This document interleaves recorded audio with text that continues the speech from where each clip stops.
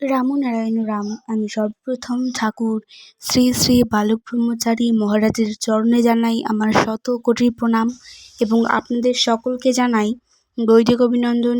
রামনারায়ণ রাম। এই বলে আমি আজকের তত্ত্ব ও আলোচনা শুরু করছি। পথের ভিখারিও কোটিপতি হয়েছে এমন দৃষ্টান্ত তো রয়েছে। পার্ট 2। আমরা যে ভগবানেরই বীজ, যে গাছের বীজ, সেই বীজ হতে বাহির হয় যে গাছ, সেই গাছে সেই বীজই আবার ঝুলতে থাকে। এই অনন্ত বিশ্বের মাঝে চলেছে যে সৃষ্টির ধারা, সৃষ্টির সেই ধারাবাহিকতার ধারায় প্রতিটি সৃষ্ট বস্তুই রয়েছে পরম চৈতন্যের বীজ হয়ে। তাই ভগবানের ভগবত্তা প্রতি জীবের মাঝেই সুপ্রতিষ্ঠিত। যে সুর হতে জগৎ সৃষ্টি হয়েছে, সেই আদিসুরের সাড়া সবার মাঝেই রয়েছে সহজাতভাবে।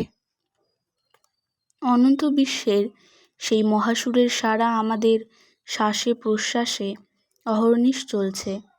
সেই সুর বা নামই হচ্ছে জীবের চলার পথের একমাত্র পাথেয়। যার যার দেহক্ষেত্রে ধ্বনির চর্চা, সুরের চর্চা করে গেলেই প্রকাশিত হবে বিশ্বের সেই জাগ্রত রূপ যা রয়েছে রক্তে, মাংসে, বীর্যে।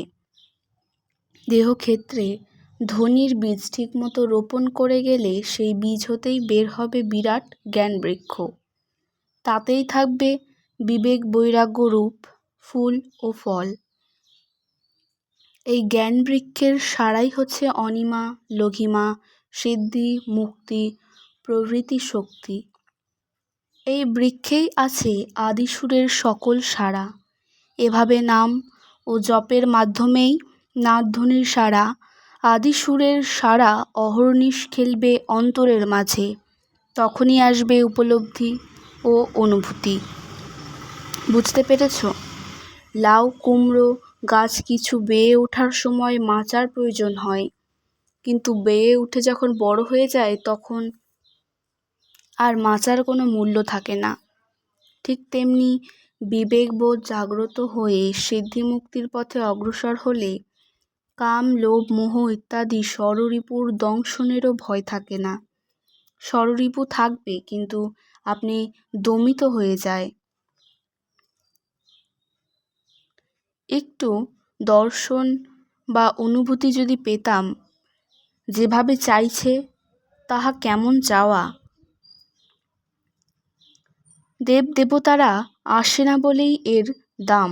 রোজ এলে তার কিছুমাত্র মূল্য থাকতো না। যেভাবে দর্শন, স্পর্শন, অনুভূতি চাইছি, শুধু অভ্যাস আছে বলেই চাইছি, কিন্তু সত্যিকারের কেন চাইছি তাহা জানি না। এমন জিনিস আছে যাহা খেলে তিতা লাগে, যাহা দেখলে চোখ অন্ধ হয়ে যায়। সত্যিকারের চাওয়াটা যে কি তাহা ঠিক বুঝতে পারে না বলেই চাইতে থাকে। কি চাইবে, কাহাকে চাইবে? এত বড় সাগর, এক ফোঁটা জল খাবার উপায় নাই।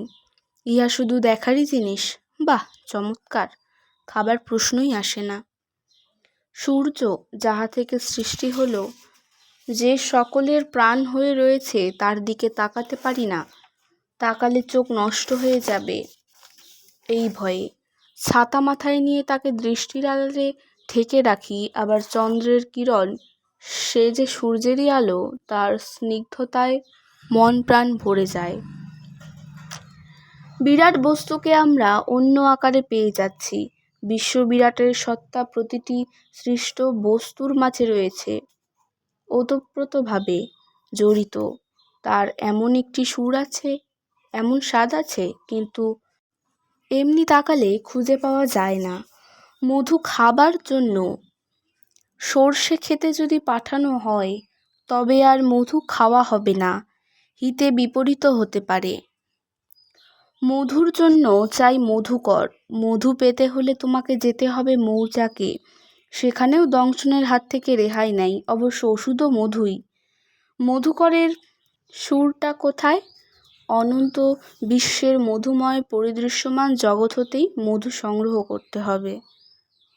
হাতির সুর, মধুকরের সুর আর বাষ্পের সুর একই সুর। সূর্য যেমন জল টেনে নিয়ে যায়, সেই সুর দেখা যায় না, এ হচ্ছে অদৃশ্য সুর, লোকচক্ষুর অন্তরালে ঘটে চলেছে। আর একটি সুর হচ্ছে শব্দের সুর।